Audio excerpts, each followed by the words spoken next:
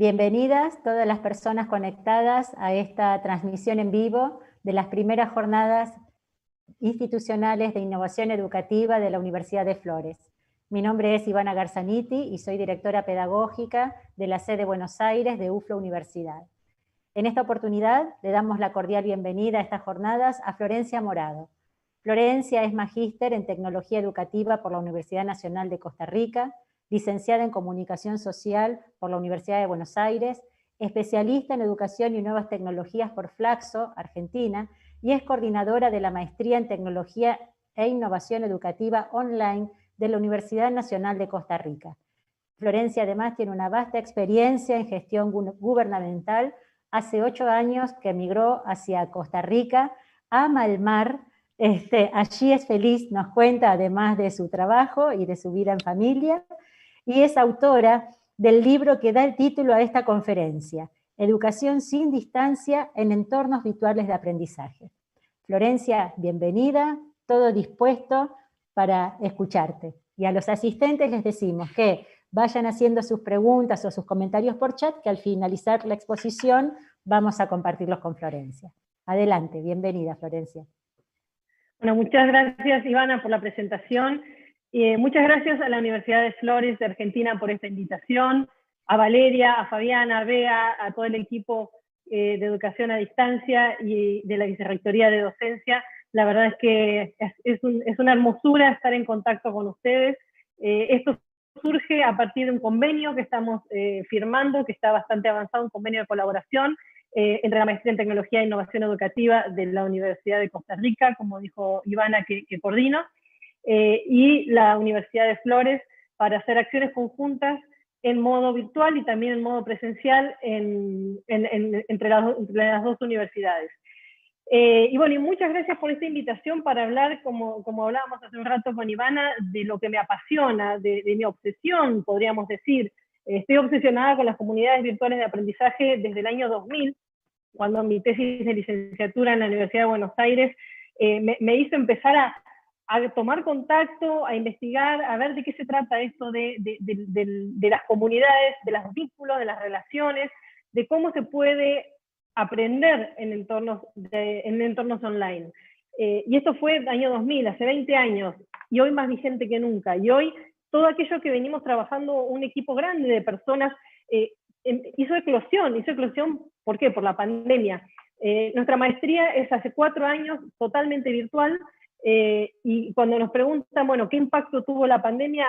A nivel maestría no tuvo ninguno, bueno, o sí lo tuvo, porque estamos inaugurando ahora, normalmente tenemos entre 12 y 17 estudiantes, se nos acaban de matricular 32 estudiantes. Con lo cual sí, el impacto es que todo aquello que venimos trabajando hace muchos años, en este momento está haciendo eclosión. Y bueno, y vamos un poquito a lo que vinimos. Sé que hay como 26 personas por ahí, hasta donde vi recién en el canal de YouTube, así que les agradezco muchísimo, muchísimo, muchísimo. Sé que hay gente de Argentina, gente de Costa Rica. Bueno, como se habrán dado cuenta, soy argentina, viviendo en Costa Rica, así que para mí es un honor estar en Argentina, porque me siento hoy en Argentina, ¿no? A pesar de los 5.000 kilómetros de distancia, no hay distancia, hoy estoy en Argentina, hoy estoy en Buenos Aires. Entonces, ¿qué es esto de acortar distancias? ¿Qué es esto de la educación sin distancias? Esto es una ruptura de paradigma. Esto es un oxímoron, tal vez, ¿no? Es una educación a distancia sin distancia. No existe. Yo me acuerdo cuando hice la defensa de mi tesis de licenciatura sobre comunidades virtuales, la profesora, que no la voy a nombrar, que fue mi comité evaluador, me dice, yo te quiero aclarar una cosa, para mí las comunidades virtuales no existen. Solamente las comunidades tienen que ser presenciales y reales. Las comunidades virtuales no existen. Bueno, eso sucedía hace 20 años. Entonces, voy a compartir pantalla y voy a hacer una pequeña presentación, porque lo que más me interesa es el diálogo que se va a generar después de esta conversación. Así que, vamos a ver.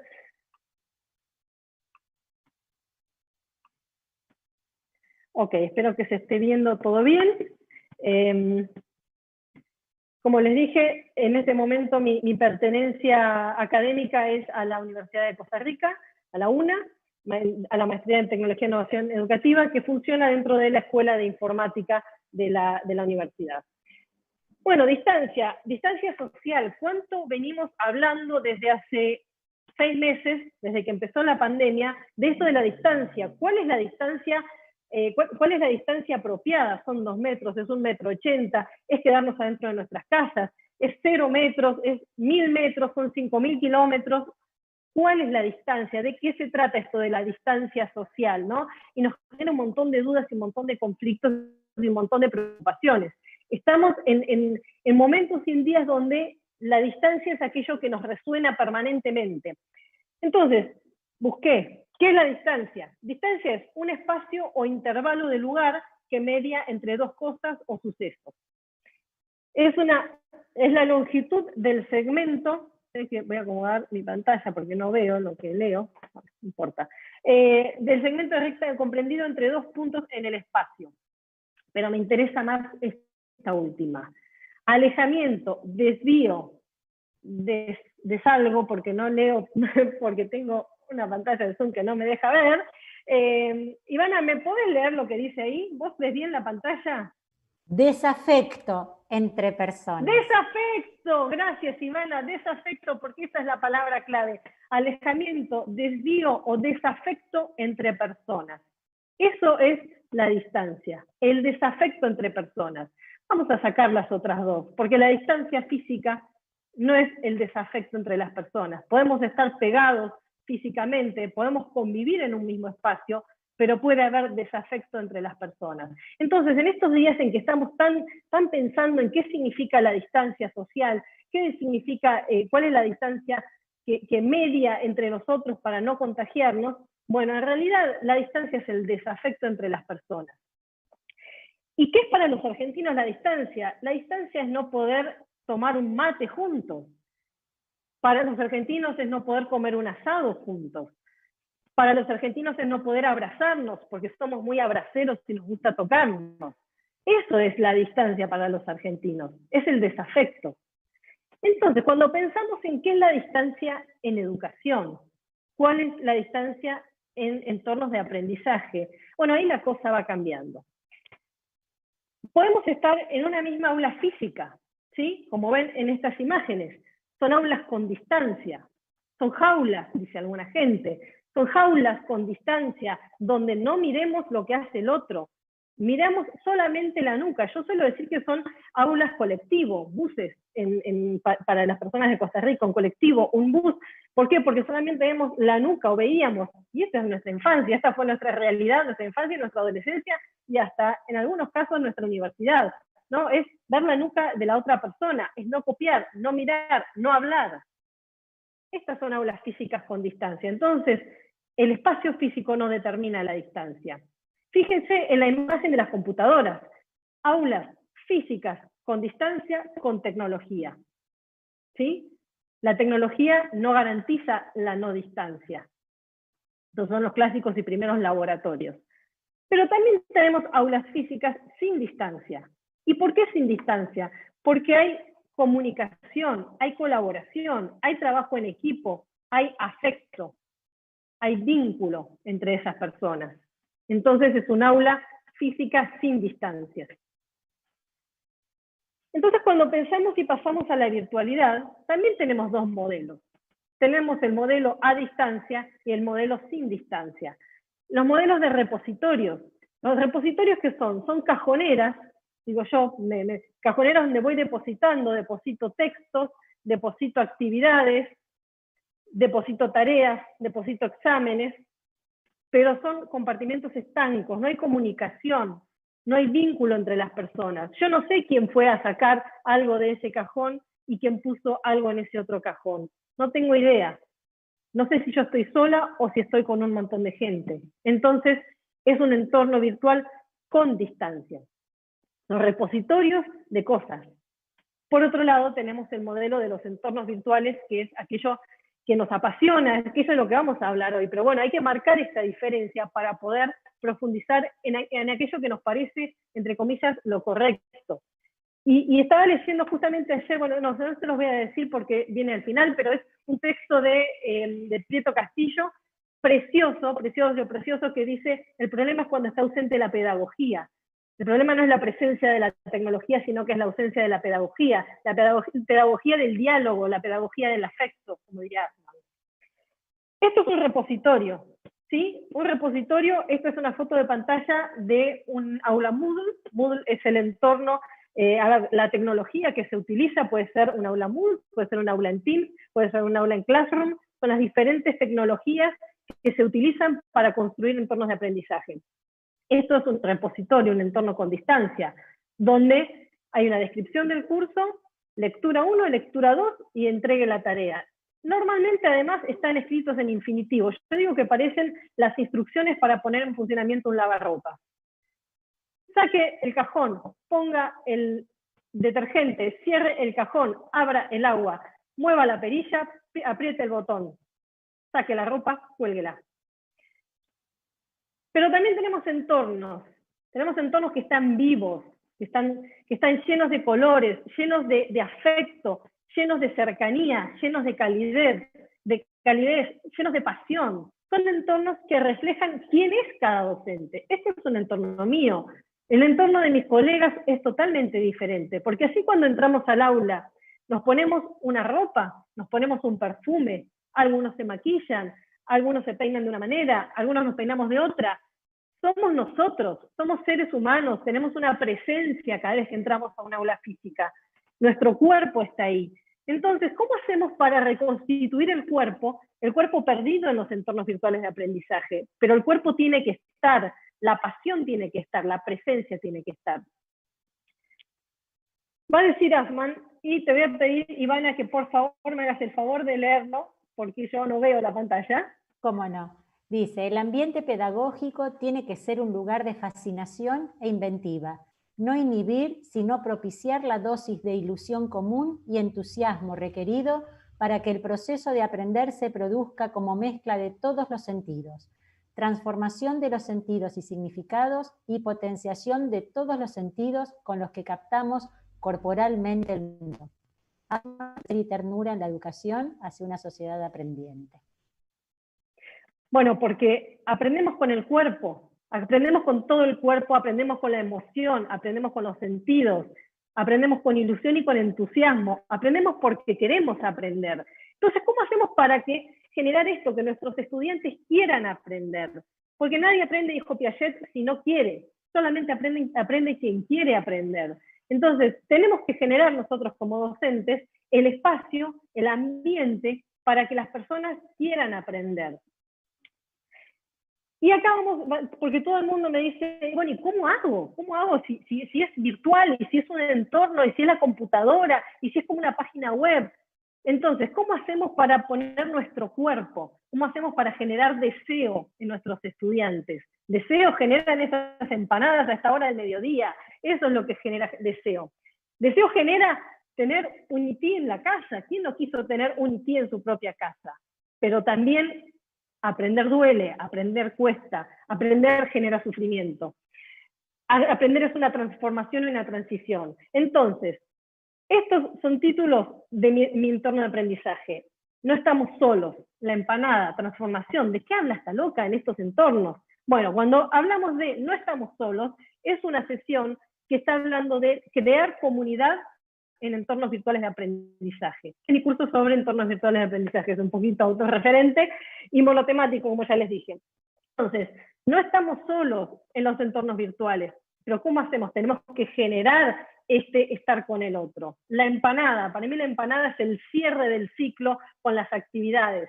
Es aquel momento donde ponemos recursos, contenidos, propuestas de aprendizaje, actividades. Y transformación. ¿Por qué transformación? Porque como docentes tenemos que transformarnos. Los entornos virtuales no van a ser copias de las clases presenciales, no van a ser traducciones de las clases en presencia física, sino que tenemos que transformar aprovechando lo mejor de la tecnología. Y vamos a utilizar imágenes. ¿Por qué? Porque la imagen capta la atención. Y piensen ustedes algo que empezó antes que la educación en entornos virtuales, que son los medios de comunicación, que son las noticias. ¿Cómo se capta la atención? ¿Cómo hago? Si yo estoy ante un diario completo, La Nación, bueno, piensen en página. Página lo que hizo desde antes que nadie fue esto, captar la atención con provocación, provocó deseo, provocó interés. Nosotros en los entornos de aprendizaje tenemos que provocar deseo e interés. Una descripción amigable, les contaba lo del lavarropas, ¿no? Las instrucciones. Cuando ustedes entran en un entorno virtual de aprendizaje, tienen que sentir que yo estoy del otro lado. Digo, ustedes, mis estudiantes, tienen que sentir que soy yo la que está ahí, que es Flor la que les está hablando, no que es cualquier persona que podría estar ahí, ¿sí? No es un template, no es un machote dicho en costarricense, sino que es mi entorno. Yo te hablo a vos. Yo te hablo a vos que sos mi estudiante, yo te hablo a vos porque me interesás, porque sos una persona y porque me interesás como persona. Yo soy persona y vos sos persona, entonces te voy a hablar como tal. Entonces vamos a usar el nosotros inclusivo, hablando más en términos comunicacionales. Voy a hablarte según las edades, según las culturas, de vos o de usted. Yo hablo de vos y mis estudiantes hablan de usted. Entonces saben que soy yo, la argentina, la que les está escribiendo, la que les está hablando. Es como si los tuviéramos enfrente. Les vamos a escribir como si estuviéramos hablándoles a nuestros estudiantes face to face, cara a cara. Vamos a aprovechar la tecnología y también esto, ¿no? Cada persona tiene diferentes estilos de aprendizaje. Esto ya lo dijo Gardner hace muchos años. Entonces, para algunas personas, los textos y las descripciones y las redacciones van a ser más fáciles de comprender. Para otras personas, los videos van a ser más fáciles de comprender. Para otras, las imágenes. Entonces tenemos que aprovechar la facilidad que nos da la tecnología de poder apelar a todos los estilos de aprendizaje de nuestros estudiantes. Y el otro día leía un artículo que decía, bueno, aquí un artículo académico, una investigación muy interesante, que dice, seamos nosotros mismos en los videos, seamos la persona que somos en el aula, no nos pongamos en un pedestal, no tomemos distancia cuando construimos un video, porque si no genera el mismo efecto de distancia. Miremos, estemos a la misma altura, pongamos la cámara a la misma altura de nuestros ojos. ¿Para qué? Para poder mirar a los ojos a nuestros estudiantes en los videos. Hagámoslo con pasión, hagamos videos cortos, por supuesto, y si tenemos que hacer 2 videos para separar 2 temas, hacemos 2 videos, pero siempre con pasión, con entusiasmo. Obviamente, cuidando temas de iluminación, de fondos, etcétera, etcétera. Después, utilicemos primero recursos académicos, esto es para el ámbito universitario, ¿sí? Esto de resumir y yo digo, de masticarles a nuestros estudiantes los recursos académicos, esto se hace en la primaria y en la secundaria, ojalá que no se haga nunca más, pero todavía se hace. Bueno, en universidad, yo la primera vez que tomé contacto con artículos académicos, debo confesar que fue en la maestría, lo cual es muy triste, porque los artículos académicos es algo maravilloso, con información condensada, con discusiones actualizadas. Entonces, hagamos uso, hagamos uso de los recursos que tenemos, ¿sí? De los recursos que existen, y hoy Internet nos da la posibilidad con Google Académico de acceder a una enormidad de recursos actualizados y de primera categoría. Y otra cosa, expliquemos en el entorno virtual por qué pusimos ese recurso, ¿sí? Que sea comprensible, que no sea que, fíjense, acuérdense lo que le mostré recién, lectura 1, lectura 2. Primero, tenemos que citar en formatos académicos, formato APA, formato MPA, el formato que corresponda para cada una de las instituciones. En Argentina y en Costa Rica usamos formato APA. Segundo, expliquemos qué queremos que los estudiantes vean, lean, presten atención de esos recursos, ¿sí? Para que sepan por qué los pusimos en ese momento determinado. Y finalmente, la empanada, el cierre, las actividades. Learning by doing, aprender haciendo. Shanks dice que aprendemos haciendo, aprendemos construyendo, construimos conocimiento cuando hacemos cosas. Lo dice Papert también desde el construccionismo. Cuando construimos entidades públicas, objetos para pensar, cosas que otros pueden ver, cosas sobre las cuales podemos reflexionar. Y puede ser desde una estrategia didáctica hasta una maqueta, hasta un experimento de laboratorio, ¿sí? Cuando hablamos de actividades y de objetos, no solamente hablamos de objetos tangibles, sino que también hablamos de estrategias, de ensayos, de propuestas, pero que sean cosas donde los estudiantes hagan y que además de hacer nos puedan mostrar a sus colegas. Y esto, volvemos a lo mismo, piensen en el aula colectivo, el aula donde no puedo ver, ni pensar, ni mirar lo que está haciendo el otro, donde hay distancia porque no me corresponde, porque está mal.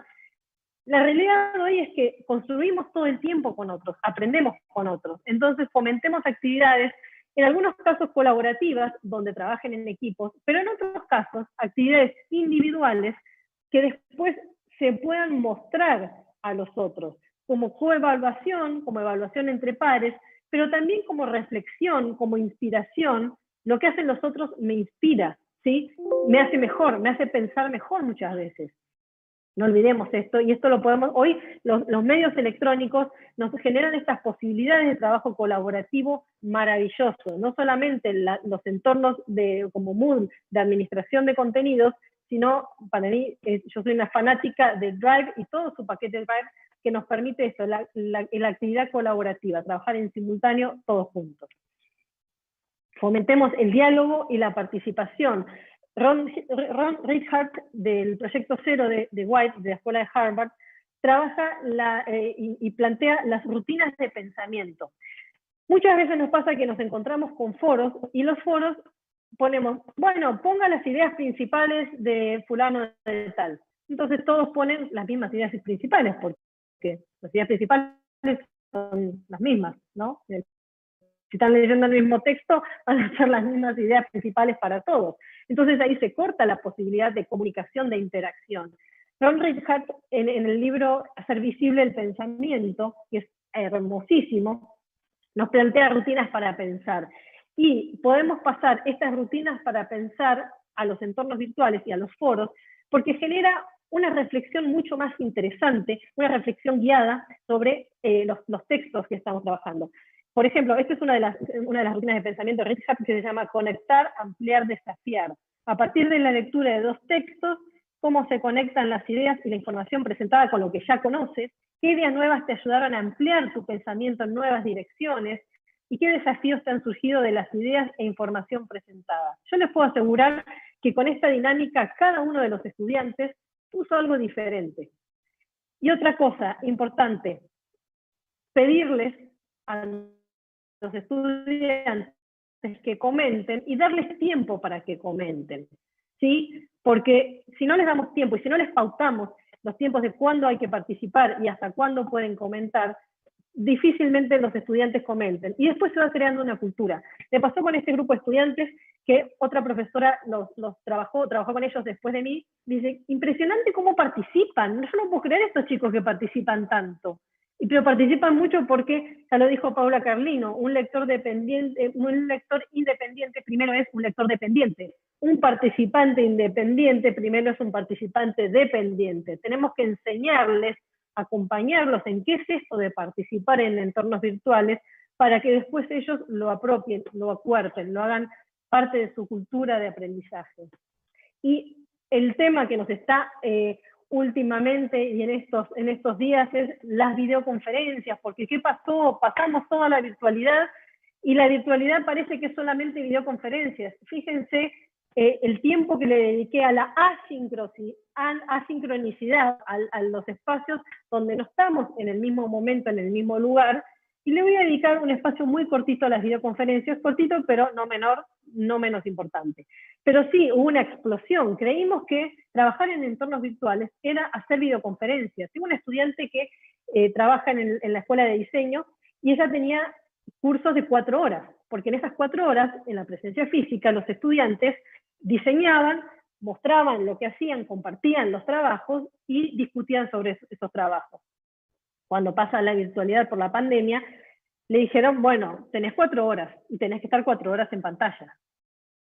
No, 4 horas en pantalla es inhumano, es insalubre, además de que es inviable. ¿Quién mantiene la atención? Ustedes ya, voy por los 30 minutos y ya casi que no me aguantan más. Imagínense 4 horas. Entonces esto de creer que pasamos la presencia a las videoconferencias es una catástrofe que se está viviendo hoy en la educación en muchos lugares del mundo.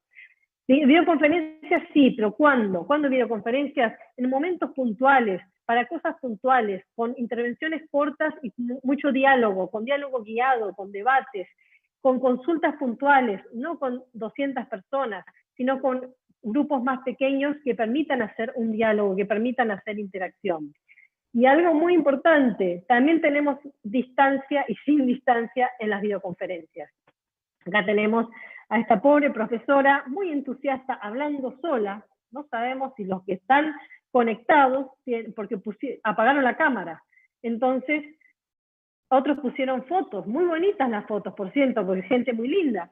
Pero, ¿quién está del otro lado? ¿Hay alguien del otro lado? Yo me puse acá y dije, bueno, acá por lo menos tengo 25 personas, a ver ahora cuántas personas hay.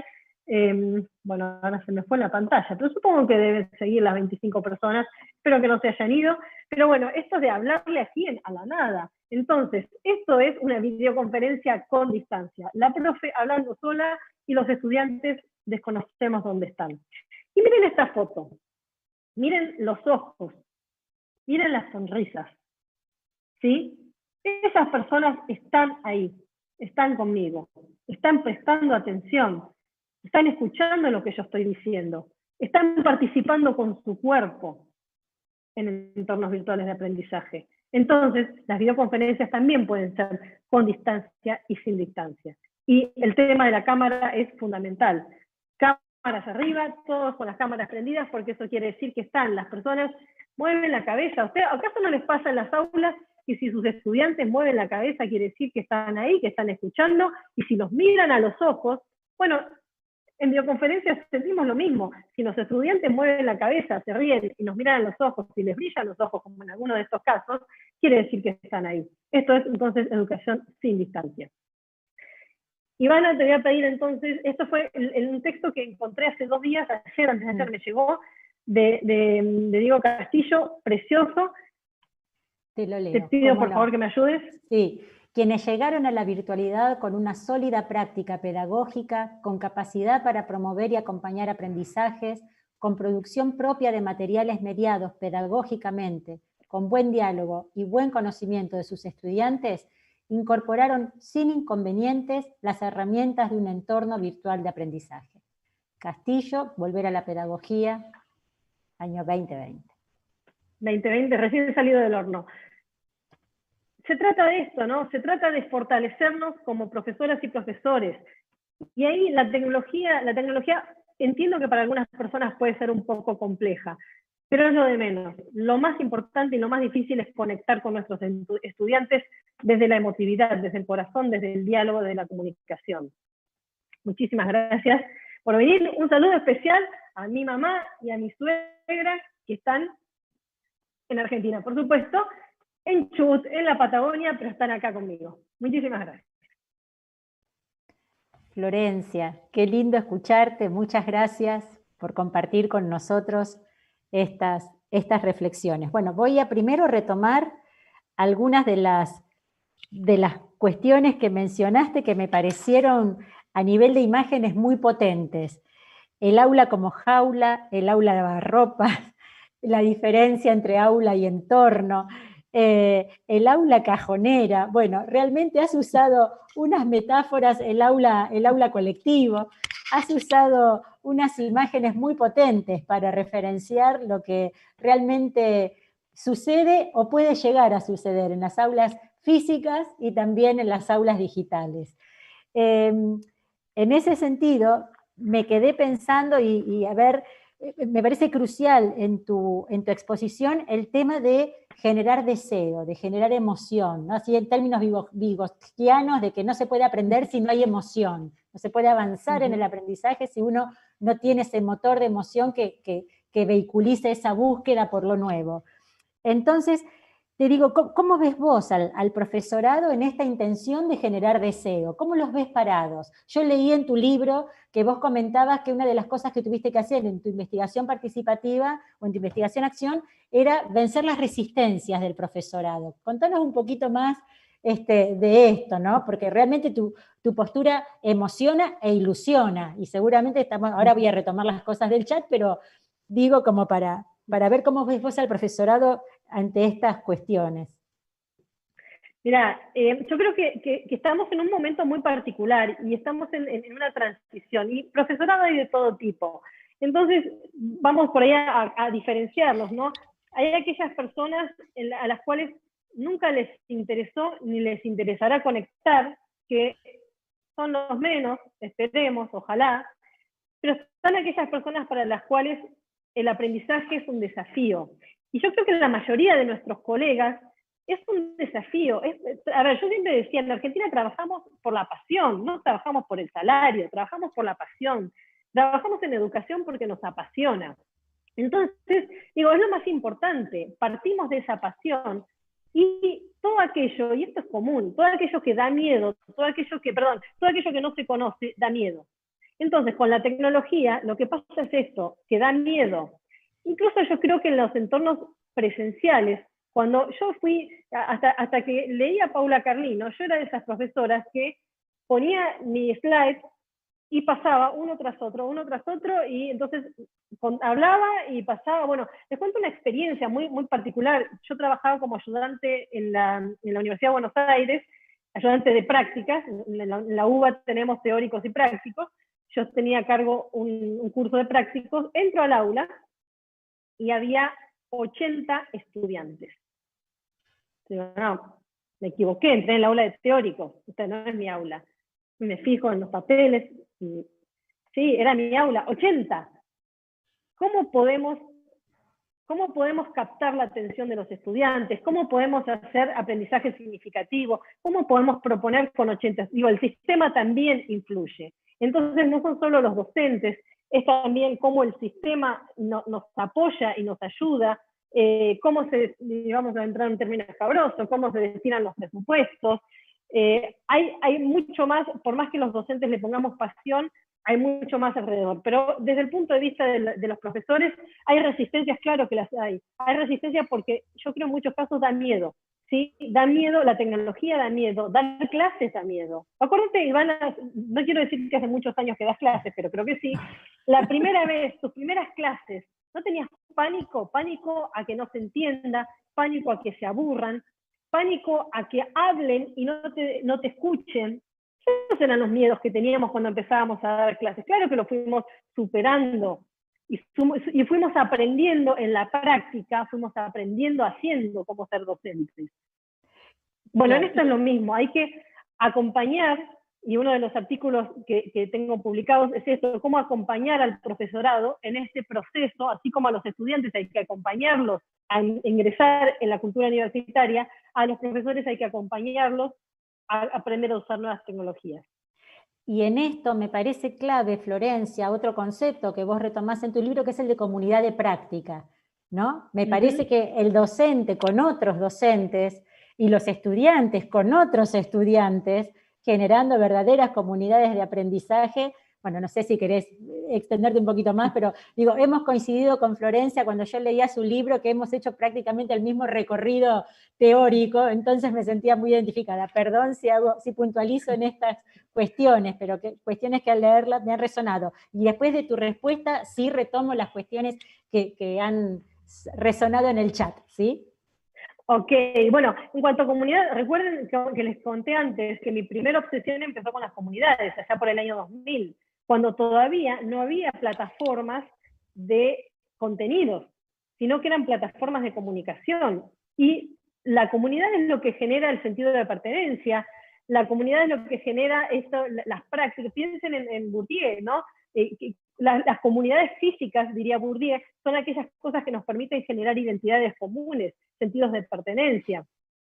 Entonces, la comunidad es lo que permite el aprendizaje, Vygotsky, el aprendizaje con otros, ¿sí? Entonces, ¿qué es lo más importante que tenemos que generar en los entornos de aprendizaje? Comunidad. Comunidad entre estudiantes, comunidad entre docentes.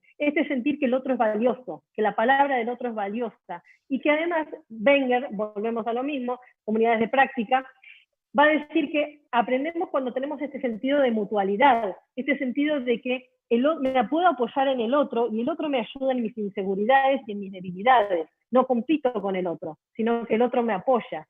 Yo contaba una experiencia que solía hacer en aulas físicas. La otra vez estaba en un taller de evaluación. Yo tomaba siempre evaluaciones a libro abierto. Y después, cuando había personas que les iba muy bien, que sacaban, porque siempre tenemos que calificar, un 10, y otras personas que no les iba tan bien y tenían un 4, los ponía en parejas a rehacer el parcial de la persona que se había sacado un 4 para que en equipo trabajen juntos el nuevo examen. Entonces empieza esta cosa, ¿no?, de no competir, y sino de colaborar, de generar relaciones y vínculos de mutualidad y de colaboración entre las personas. Yo creo que esto se trata, ¿no?, del aprendizaje en comunidad y armar comunidades de docentes justamente para que se apoyen entre sí a la hora de entrar en nuevas formas, en nuevas perspectivas de aprendizaje y de enseñanza. Bien, gracias Florencia. Voy a transmitirte algunos de los comentarios del chat y alguna que otra pregunta que está por ahí dando vueltas. Dicen, aula colectivo, buena metáfora, cuerpo, emoción, pasión, dice Laura. Fabiana nos dice, ¿cuántas veces están todos los alumnos allí, cuerpo presente pero sin estar? Y esto es así, ¿no? Quizás hay al principio de la pandemia escuchábamos algunas reflexiones de los profesores que decían, no, necesito verlos, necesito estar en el aula con ellos, porque como una forma de garantizar que el acto pedagógico se cumpliera. Y hoy quizás se están dando cuenta, un cuatrimestre después, que pudieron, no sabemos si mejor o peor, quizás diferente, pero pudieron generar enseñanza, pudieron generar aprendizaje, y no faltó verlos cara a cara, ¿no? Como si el abrazo ese argentino fuera una barrera que impide la posibilidad de aprender. A ver, nos dice Fabiana también, lo de la empanada es maravilloso y muy argentino, en el relleno está todo, dice Fabi. Ernestina nos dice, contar con pasión apelando a la creatividad y el encuentro. Los estudiantes están felices de aprender con nosotros. Qué bueno, Ernestina. Bien, dice Fabiana, aprender haciendo. El uso adecuado de la tecnología es una de las oportunidades más significativas para alcanzar el aprendizaje integral del individuo. Y en eso retomo otra de las citas que vos mencionabas en tu libro, que es la de Pisitelli, cuando Pisitelli dice, viste, como verás, me lo estudié porque me encantó, ¿eh? Pero te lo leíste de punta a punta. Cuando Pisitelli dice que la tecnología ya tiene que formar parte del entorno virtual, ya, del entorno vital, virtual, virtual vital, que ya no es una caja de herramientas, ¿no? Es parte del entorno es una nueva vital. Cultura, dice Pisitelli. Bueno, sí, yo de paso, Pisitelli, mi maestro, y fue quien me formó en todos estos temas de entornos virtuales de aprendizaje. Bien, bien. Dice Bea, la oportunidad de respetar los tiempos individuales. Laura pregunta, ¿qué sugerís para que un docente genere y facilite estas propuestas que vos mencionás? Bueno, está en línea quizás con lo que estuvimos hablando, pero podés agregar algo más si se te ocurre. Lo primero que le sugiero es que curse la maestría. La invito a todas y a todos a participar como estudiantes de la maestría en la próxima generación. Bueno, estamos con vínculos muy fuertes con la Universidad de Flores, así que, a ver, consejos, los que dije recién, pero sobre todo ponerle ganas, ponerle pasión, lo que dice Castillo, ¿no?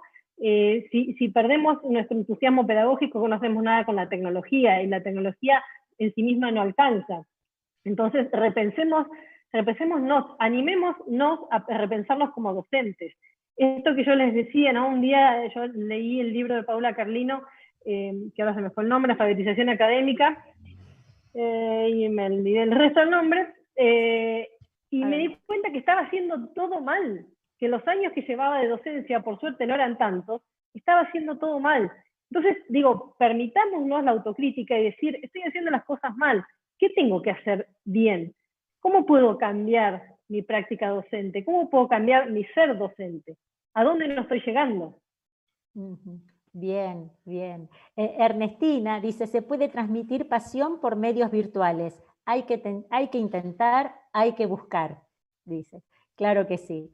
Fabiana dice, es un cambio de paradigma, ¿cómo logramos acercarnos en las aulas, sean estas en un mundo, en el otro, que finalmente son lo mismo? ¿Cuál sería la clave? A ver si logré entenderlo bien, porque es un cambio de paradigma, ¿cómo logramos acercarnos en las aulas, sean estas en un mundo o en el otro, que finalmente son el mismo? Claro, ¿cuál sería la clave para generar este cambio de paradigma? ¿Verdad? Un poco en línea con lo que estabas diciendo. La clave es la colaboración entre pares con y los docentes. Algunos dicen, son varias las claves, un lenguaje cercano, las estrategias de aprendizaje que permitan el acercamiento cognitivo a través de la contextualización de los aprendizajes previos.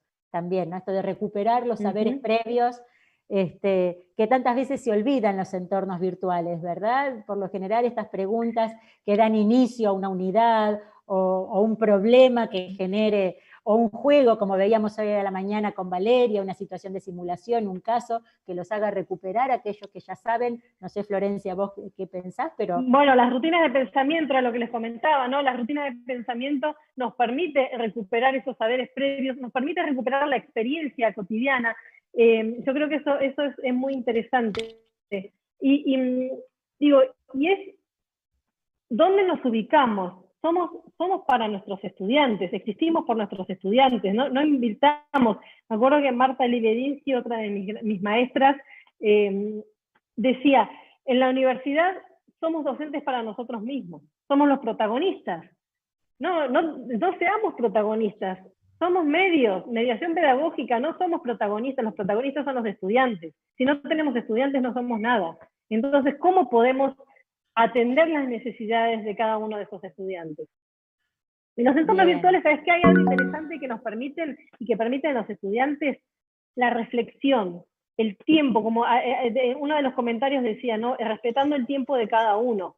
Cuando nosotros estamos en un aula y hacemos preguntas sobre un texto, es como medio, entre comillas, ¿no? Improvisada la respuesta. Pero en cambio, si las personas estudiantes pueden reflexionar, pueden armar sus participaciones en los foros, en su tranquilidad, en sus tiempos, algunos lo harán a las 5 de la mañana, otro al mediodía y otro a las 4. ¿Qué mejor momento que generar esto, ¿no? de escribir? Y vuelvo también a Paula Carlino, con la que he estado conversando mucho estos días, la escritura académica, ¿no? Esto de escribir, y cuando escribimos, reflexionamos sobre lo escrito, corregimos, mejoramos, y recién ahí vamos a poner nuestra publicación en un foro. Tiene un trabajo intelectual y cognitivo mucho más grande, mucho más rico, mucho más profundo, que si participamos respondiendo una pregunta en un aula física. Y yo agregaría también, que algo también que lo planteaste en los foros y cuando hablaste de rutinas, que es la posibilidad de dialogar, ¿no? De dialogar como Maturana, Echeverría, que dicen, dialogar es abrir, es generar realidad, es generar un encuentro, es generar otro espacio, un espacio conversacional. Digo, ¿cuánto tenemos que trabajar para que las aulas realmente se conviertan en espacios de conversación, ¿no? Que quizás en el aula física, mal que mal, la podemos, aunque por ahí la comunicación sea más o menos unidireccional o a veces más multidimensional, pero en el aula virtual encontrar verdaderos diálogos, que realmente circule la palabra, no siempre todavía es tan frecuente, ¿verdad? O sea, sí, pero mira, pensá lo siguiente. Es menos frecuente, no estaría tan de acuerdo con vos, Ivana, ¿eh? Porque vos pensás, hacete la idea, un aula donde hay 40 personas, ¿sí? No pueden dialogar todas totalmente a la vez. De acuerdo. Sí, en cambio, en un entorno virtual, bueno, pensemos 20, ni siquiera 20 pueden dialogar a la vez. En un entorno virtual, cada uno tiene su espacio para hacer su aporte y para dialogar. Y esto que te decía recién, ¿no? De que los estudiantes, y ahora recién pude ver en YouTube que están muchos conectados, les mando un abrazo enorme, que son mis estudiantes de maestría conectados en YouTube y participando en el chat. Son estudiantes que participan y participan activamente, participan reflexivamente y tienen un espacio mucho más grande para participar que si estuvieran los 11, 15 dentro de un espacio físico de 2 horas. Pero además pensemos esto, ¿no? Cuando tenemos clases en espacios físicos es acotado el tiempo. En cambio, ellos en un entorno virtual tienen todo el tiempo que necesiten para generar sus participaciones. Entonces, yo soy una amante de los espacios virtuales porque creo que para el aprendizaje es mucho más rico que el espacio físico. Coincido ampliamente con lo que manifestas. Sigo leyendo algunas de las intervenciones. La clave es la cooperación entre pares, esto ya lo leí acá. La empatía, cuando nos sentimos parte del grupo, sea docentes, estudiantes, incluso permite el apoyo mutuo, comunicación asertiva y valoración del individuo como ser pensante y agente de cambio, dice Fabiana. Jerome dice, aprender haciendo es valioso, pero si no podemos aprender haciendo, mientras colaboramos se logra un aprendizaje más significativo porque compartimos la experiencia de aprendizaje. Yeti dice, recomiendo la Mati y con Flor aprendí muchísimo. Debe ser, estos son tus alumnos. Excelente profesora, realmente en sus cursos ha demostrado que se pueden vencer las distancias. Acá una pregunta es, ¿qué considera de la capacitación docente para la virtualidad? Bueno, eso es Hazel, es estudiante mía. Ella está haciendo justamente su proyecto final de graduación con el tema de formación o capacitación docente para la construcción de entornos virtuales de aprendizaje. Hazel, es un desafío, esto ya lo hemos conversado, es un enorme desafío, pero es posible poniéndole, pero dando tiempos, dando pasión, y sobre todo que aprendan haciendo. Volver a ser chicos. Ahora estábamos en un taller que estamos trabajando con la Vicerrectoría de Docencia, entonces les decía a las personas que estaban participando, anímense a equivocarse, anímense a volverse niñas y niños, muy nietzscheano, anímense a jugar, anímense a divertirse, y en este animarse a volver a ser niñas y niños, a ponerse en ese lugar de inocencia, van a poder construir entornos, van a poder aprender algo nuevo, pero si no nos ponemos en ese lugar de niñas y niños de inocentes, difícilmente podamos aprender. Y eso también es lo que tenemos que lograr, la confianza en los docentes para que puedan bajar la guardia. No estamos acostumbrados como docentes a bajar la guardia.